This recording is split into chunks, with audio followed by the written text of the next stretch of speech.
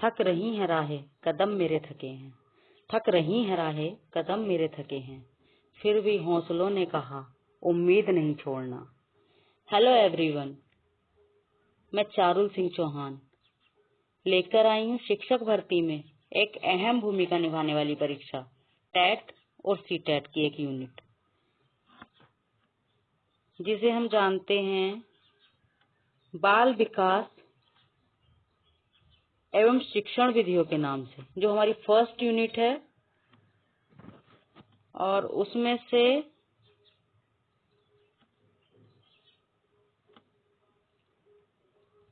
30 प्रश्न अनिवार्य होते हैं, टेट में भी सीटेट में भी।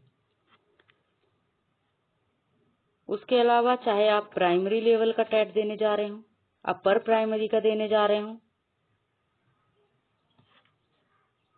एसएसटी बैकग्राउंड के हों,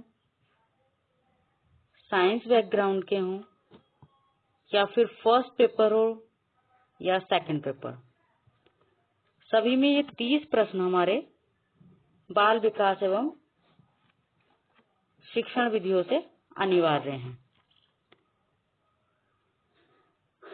तो इस यूनिट की जो अहमियत है वो तो इसी से पता चल जाती है कि 30 प्रश्न हमारे पेपर को क्वालिफाई करने में, हमारे मार्क्स को इंक्रीज करने में बहुत अहमियत रखते हैं। तो चलिए, हमारी पहली क्लास है, आज शुरू करते हैं हमारी पहली क्लास बाल विकास के पहले टॉपिक विकास यानी डेवलपमेंट से, जिसके अंतर्गत हम देखेंगे विकास की अवधारणा और इसका अधिगम से संबंध। अवधारणा के अंतर्गत इसमें परिभाषा, स्वरूप,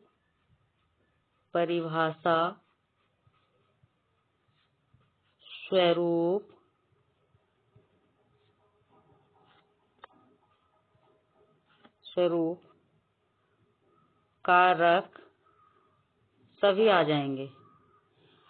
और अधिगम से संबंध मतलब विकास का अधिगम से, यानी अधिगम मीन्स हमारे सीखने से, विकास का अधिगम से क्या संबंध है वो हम इसमें देखेंगे।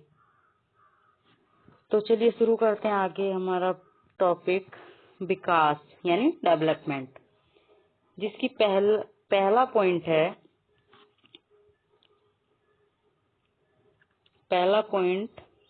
विकास एक सार्वभौमिक प्रक्रिया है, यानी यूनिवर्सल प्रक्रिया है। विकास एक जो जन्म से जीवन पर्यंत चलता रहता है।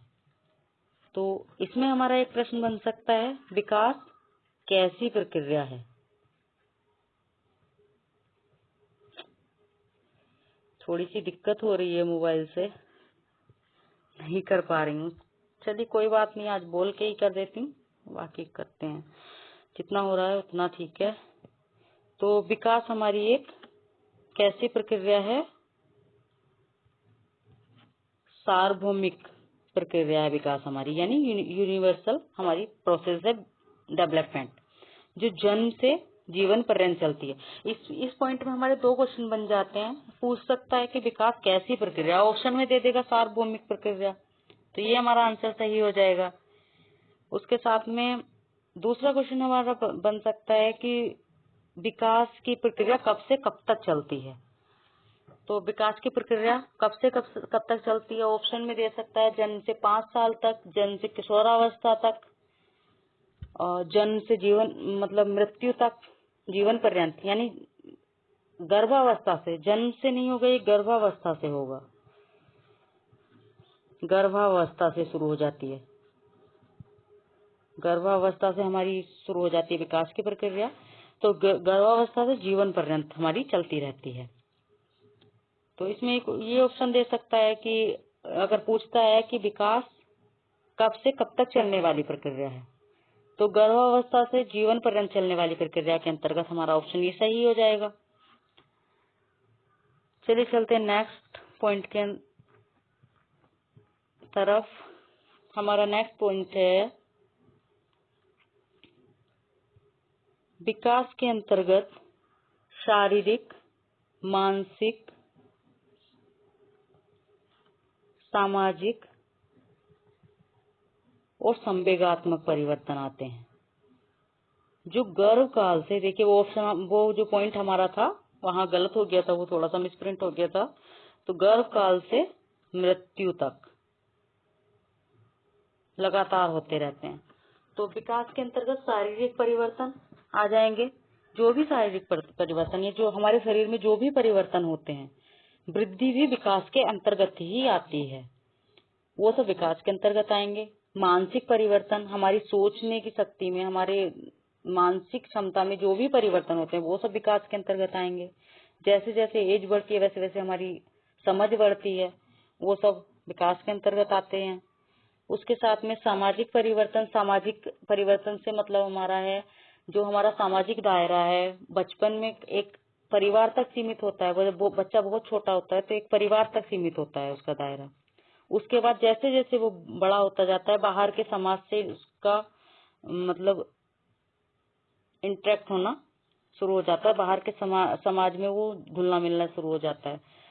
तो और जैसे बड़ा होता है उसका ग्रुप, वैसे सामाजिक ग्रुप उसका चेंज होता जाता है।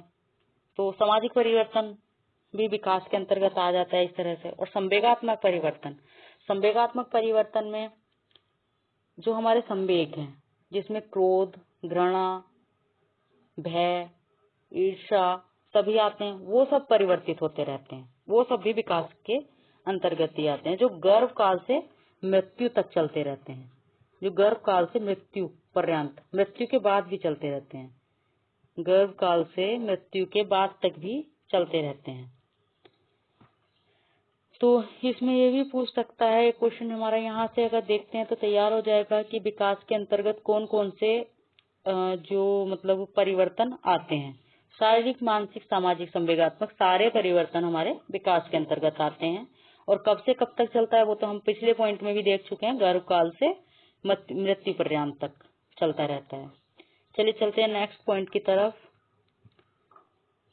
विकास को, नेक्स्ट पॉइंट है हमारा विकास को क्रमिक परिवर्तनों की श्रृंखला कहा गया है। तो इसमें हमारा क्वेश्चन पूछ सकता है कि विकास को कैसी श्रृंखला माना गया है, तो क्रमिक परिवर्तनों की श्रृंखला ऑप्शन दे सकता है। उसके अलावा ये भी क्वेश्चन डायरेक्ट भी पूछ सकता है क्रमिक परिवर्तनों की श्रृंखला किसे कहा गया है, तो हमारा आंसर हो जाएगा विकास को। तो एक क्वेश्चन हमारा यहाँ बन गया। चलिए चलते नेक्स्ट पॉइंट की तरफ। नेक्स्ट पॉइंट देखते हैं हमारा, व्यक्ति में नवीन विशेषताओं का उदय।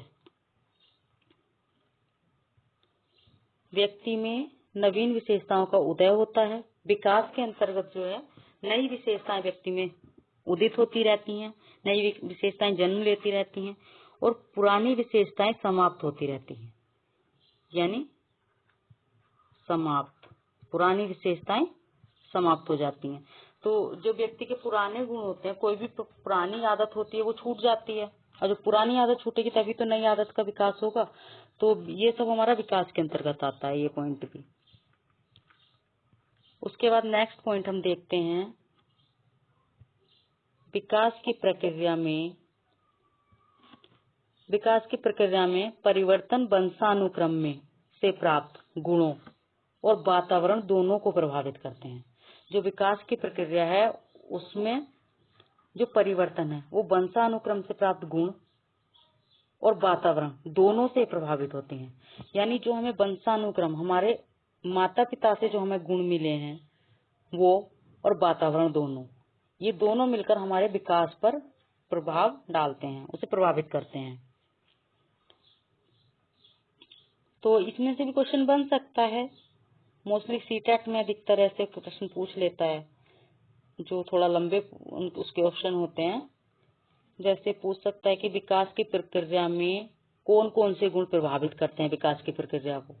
जो विकास की प्रक्रिया में होने वाले परिवर्तन हैं उन पे कौन कौन से जो हमारे गुण हैं वो प्रभाव डालेंगे, जो कौन कौन से कारक उस पर प्रभाव डालेंगे। कारक, यहाँ गुण से नहीं बात होगी, कारक से होगी। तो उसमें जो वंशानुक्रम से प्राप्त गुण हो गए और वातावरण हमारा, दोनों प्रभावित हमारे विकास को करेंगे, विकास की प्रक्रिया को प्रभावित करेंगे। चलिए चलते हैं हमारे नेक्स्ट पॉइंट की तरफ। नेक्स्ट पॉइंट हमारा है शारीरिक परिवर्तनों को आसानी से देखा जा सकता है।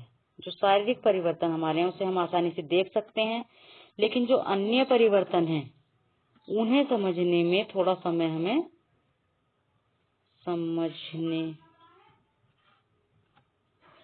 जो हमारे अन्य परिवर्तन है उन्हें समझने में हमें थोड़ा सा समय लग सकता है।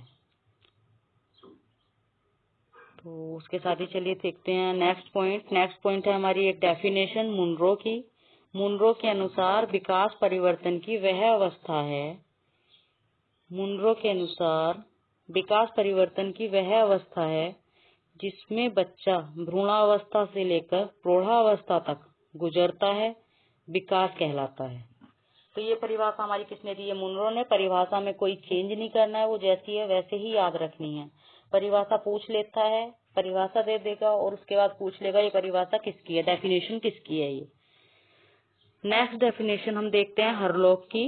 हरलॉक ने कहा है विकास केवल अभिवृद्धि तक सीमित नहीं है, वरन वह व्यवस्थित और समनुगत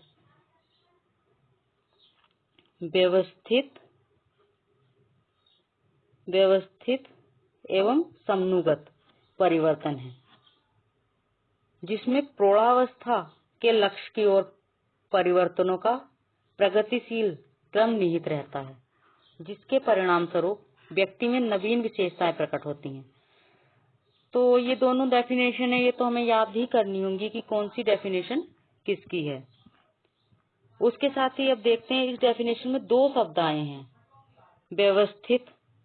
व्यवस्थित को अगर हम देखते हैं तो व्यवस्थित मतलब विकास की प्रक्रिया कोई ना कोई क्रम अवश्य होता है। जो विकास की प्रक्रिया होती है उसमें कोई ना कोई क्रम अवश्य होता है और आगे वाला परिवर्तन पूर्व वाले परिवर्तन पर आधारित होती है। तो जो व्यवस्थित अगर देखें तो व्यवस्थित का मतलब है विकास की प्रक्रिया में कोई ना कोई क्रम अवश्य होगा। विकास जब भी होगा एक क्रम में होगा, ये नहीं कि फर्स्ट स्टेप के बाद थर्ड स्टेप आ जाएगा, फर्स्ट सेकंड थर्ड, इसी तरह से स्टेप में हमारा विकास चलेगा।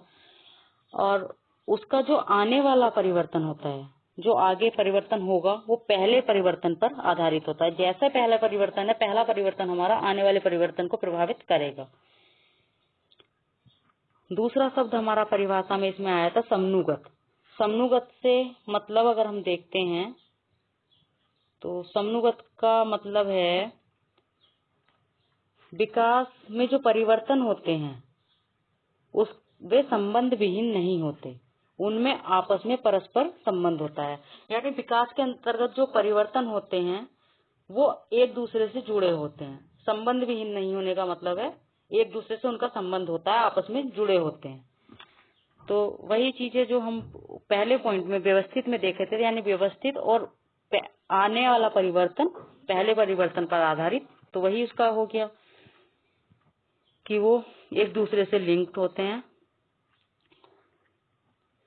तो आज की क्लास में इतना ही। हमने देखा बाल विकास एवं शिक्षण विधियों के अंतर्गत हमने आज जो टॉपिक डिस्कस किया, बाल विकास के अंतर्गत विकास यानी डेवलपमेंट, उसमें हमने उसकी अवधारणा और इसका अधिगम से हम संबंध जानेंगे। अभी आज सिर्फ एक भूमिका के लिए क्लास थी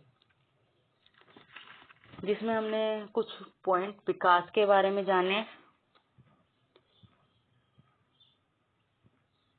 नेक्स्ट क्लास इसी की आगे कंटिन्यू की जाएगी, विकास की ही। और अभी फिलहाल यही कहना चाहूंगी, जो पॉइंट मैं बता रही हूँ वो पॉइंट आप नोट करके रख सकते हैं, जिससे कि आपको रिवीजन करने में कोई प्रॉब्लम ना हो। उसके साथ ही जैसे अभी हमने पॉइंट से क्वेश्चन बनाने की कोशिश की, वैसे ही आप कोशिश करिए कि अपने इन्हीं पॉइंटों से निकाल के अपना एक क्वेश्चन बैंक तैयार करते चलें, जिससे क्वेश्चन के फॉर्म में उन पॉइंटों को बदलने की कोशिश करें। तो उससे आपके पास एक क्वेश्चन बैंक तैयार हो जाएगा और आपको अलग से कोई चीज नहीं पढ़नी पड़ेगी। मैं कोशिश करूंगी कि बाल विकास एवं शिक्षण विधियों में लगभग सारे पॉइंट में क्लियर करूं सारी क्लासों में, जो आपको अलग से कुछ ना देखना पड़े। पहली क्लास थी, थोड़ा मोबाइल से रिकॉर्ड करने में थोड़ी सी दिक्कत आ रही थी, लेकिन बताइएगा कैसी रही आज की क्लास और कमेंट करके बताइए।